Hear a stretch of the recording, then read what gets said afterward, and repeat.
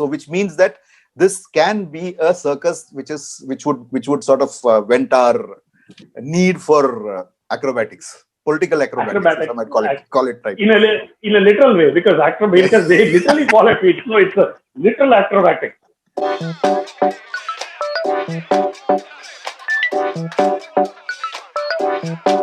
So this week, what are we talking about?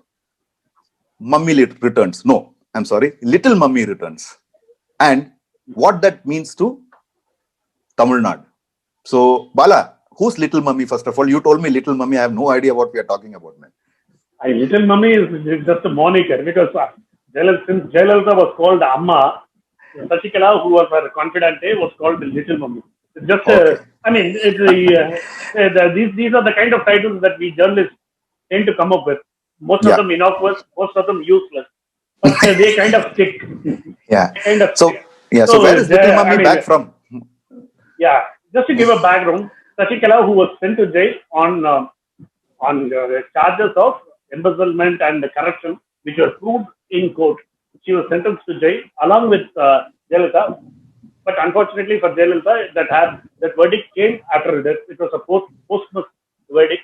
So Jayalalitha died as a criminal. Let's be very clear on those things. So now, after serving her sentence, Sasikala has been released from a prison in Bangalore. But she has come out, but she's still inside because she's apparently down with COVID. But okay, that's one of those strange things that life throws up. I mean, she's out of prison, but still quarantined.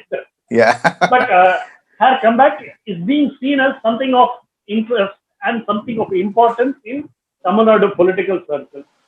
But it's a strange thing because whether she is a political force in Tamil Nadu is a question that needs to be answered. Is she? My question is because, see, when she was with Jayalalitha, I mean, what I understand is she was her confidant. But then, was there anything that she was doing in terms of political shithousery? I love that word these days.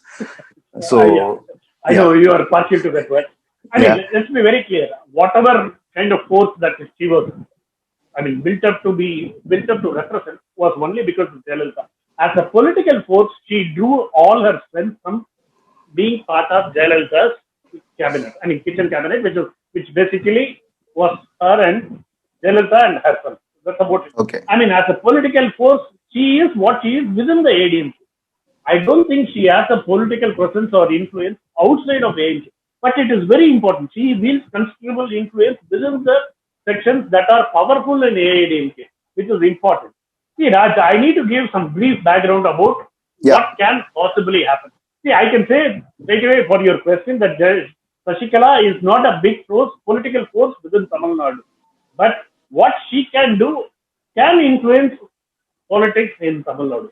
Because she can influence a lot of people there are a lot of players within ADMK who are cats on the wall. Whether they want to stick with EPS and OPS or they want to branch out with Sasikala and her foster son, her nephew, Dinakaran, who has his own political outfit called AMMK, Amma Makkal Munnetra Kazhagam, which contested in the last 2019 elections, but it proved to be a no force because they didn't set any river on fire.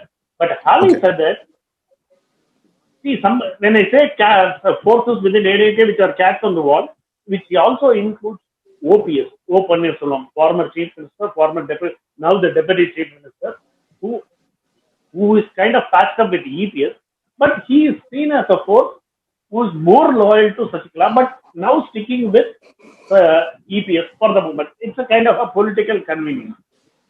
Yeah. Whether he will shift which camp is something that only time can tell. So let me just take the analogy, kitchen cabinet analogy, because that is very interesting. You said that. So in the kitchen you have the cook, and then the utensils and the everything. Normally that is what we find. Empty vessels, man. Empty vessels. So we have all of those. So I think Sasikala is like you said, she is the force behind. So she is the gas cylinder. Which problem? No. I'm saying nothing negative, because without a gas cylinder in the kitchen, you can't cook anything. Let us be honest about it. So is she a gas cylinder there? or is she just hot air? That is my question. As of now, it is she has challenged her removal as General Secretary of the ADMK in the court. That case is still pending. I don't know what is going to come out of that case. But my guess is that the verdict may not be in her favor. But she can create a lot of ruckus within the ADMK. She can any day go to the ADMK headquarters. That can happen. See, if she goes to the ADMK headquarters, a lot of things can happen. So it can trigger a lot of furor within the circle. Yeah. And going forward, when the election, at the time of election, if a lot of people, a lot of people who are denied tickets for various reasons within it, they can suddenly shift allegiance to Sasikala.